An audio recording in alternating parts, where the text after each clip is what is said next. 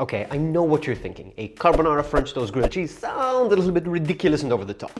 But in fact, it's actually just as delicious as it sounds. It is a wonderful ooey-gooey grilled cheese sandwich that is cooked using similar-ish techniques that you would use for French toast, and it's packed with the same beloved ingredients and flavors that you would find in a plate of carbonara. I just threw this together and it turned out so good that I wanted to share it with you guys.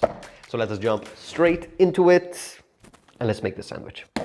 I've got everything that I need for the sandwich laid out in front of me. And there's a couple of bits that I already took care of. For starters, I have a bunch of bacon. This is collar bacon, which is like my personal preference for bacon. Streaky can be a little bit too fatty. In my opinion, back bacon is nice, but it's a little bit too lean for what I want for this dish. I'm not gonna slice up pieces of guanciale, even though that would be carbonara accurate. So for me, crisping up some nice collar bacon was like a really nice filler for this sandwich.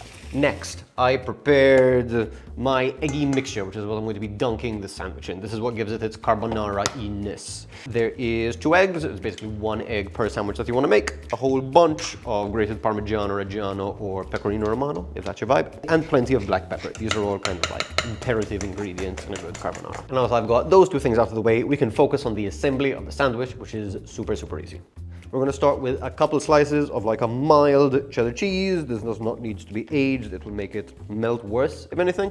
I just want to put a slice on each side of the bread. To like reinforce the nice aged cheesiness, we're going to add a little bit of grated parmesan.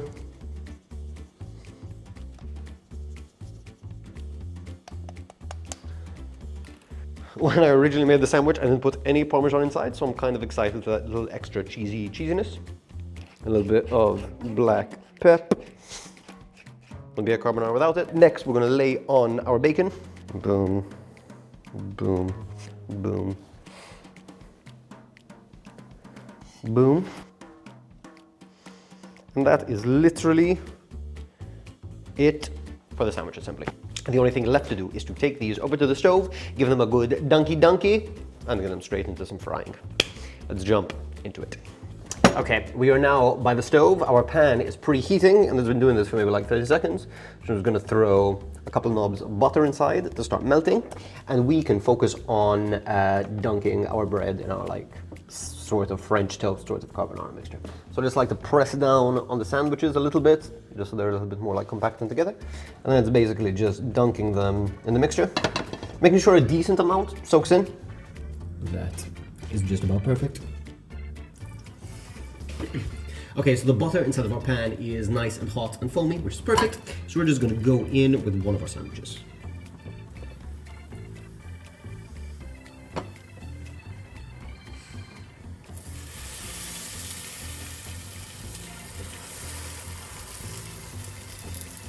Okay, so I let the first side of the toast crisp up nicely, so that all of that cheese melts and becomes nice and crispy. And now just flipped it over to the other side. If you think there isn't enough like fat inside of the pan, you can add a little bit more butter and it will have that second side crisp up nicely, but I'm not too fussed about it. We're just gonna give this maybe like another 1-2 minutes. We'll pull it out and give it a taste.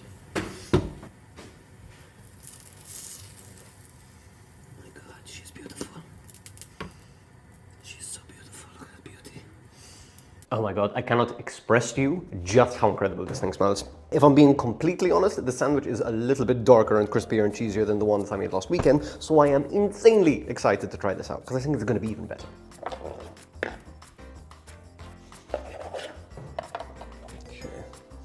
Beautiful little cheesy ooey-gooey cross-section.